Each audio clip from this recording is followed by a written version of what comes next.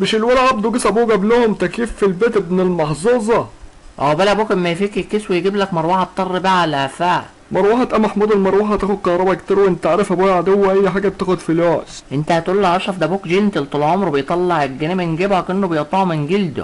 امال هو فاهم محمود؟ انت من ساعه ما جبت التليفون الطشت وانت مش بتعبرنا يا جدع. اسمه تليفون تاتش يا جلهان. طب قول لي بقى، كنت بتعمل ايه بدل ما بالله كسروا لك تنام؟ انا بشقط حريم من عليها.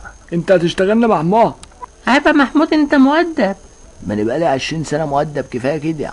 هي فين الفراتيك؟ انت شكلك مزربه مع محمود. عيب عليك بحمل التليجرام بس. يقعد يتفزلك بقى وهو حمار. انا نزلت اهو بفتح الجي بي اس عشان اشقط الحريم اللي حواليا. هو يكون ايه الجي تي في السي ده؟ ده اللي بيحدد اللوكيشن بتاعنا. هو انا فهمت الاولانيه ما افهم التانيه. ظبطت واحده اسمها درش على باص بعيد عننا ب 20 متر. ايه ده الشاطئ بقى اوتوماتيكي؟ بين على هدرش الله باظ من غير ما نركب ميكروباص. 20 متر يا محمود؟ الله يخرب بيت امك، احنا بقالنا 20 كيلو ماشيين. ما صحيح، ما احنا ما عدتناش 20 متر من انهي اتجاه. الله يخرب بيتك يا هدرش الله باظ، جبت لنا تسلخات. عيش باحترام وما تنزلش التليجرام. سلام.